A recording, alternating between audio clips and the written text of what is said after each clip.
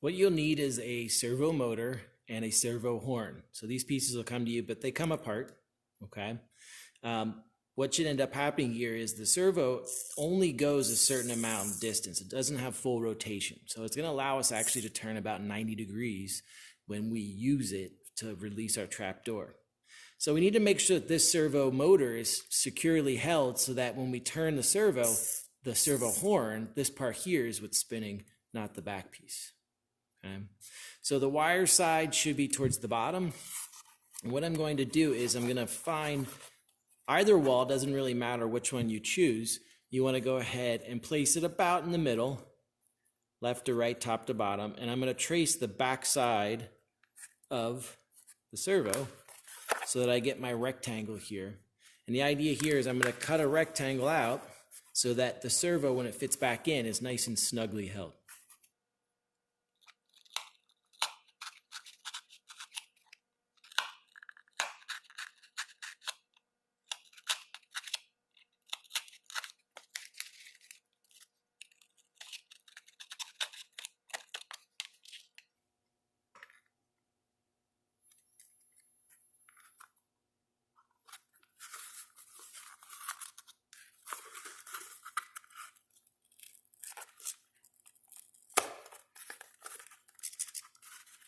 So now that I have it securely in there, you can see that the hole that I made was actually a little bit smaller.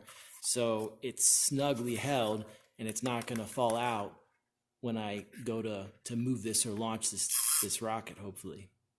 The wire that goes through, what we want to do is we want to poke a hole in the bottom down here so that the end of this wire can actually fit through. And you can do that a number of ways. We can use our X-Acto knife. We can use a drill.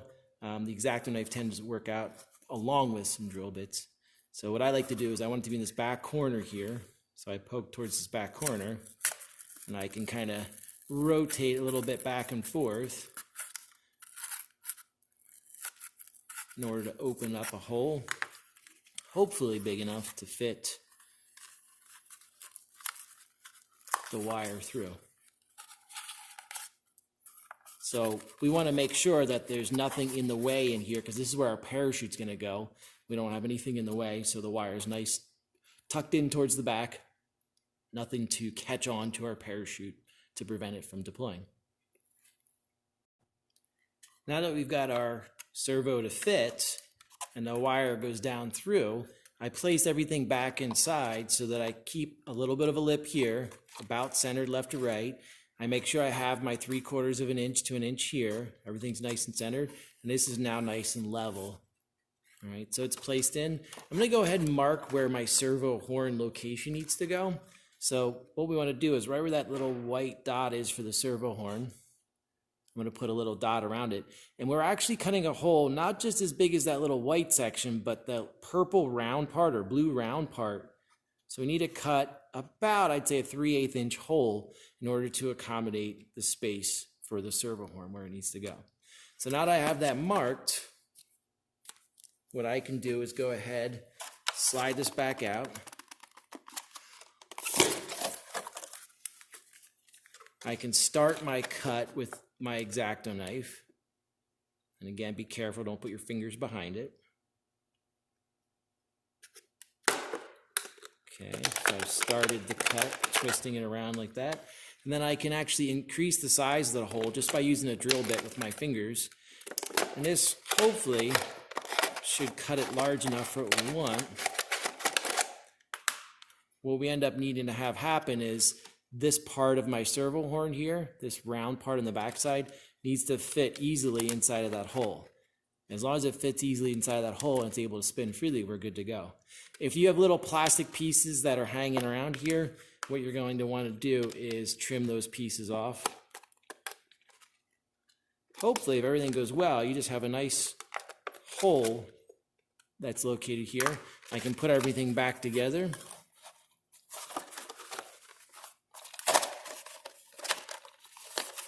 You're going to find out that sometimes this goes back together really well, and other times it can be kind of a pain. You just have to kind of play around and work with it. Okay. Got my servo horn lined up now. I can go ahead and place this in here, and I can make sure that it, in fact, once it attaches, can still spin freely, but there's no plastic that's in the way there.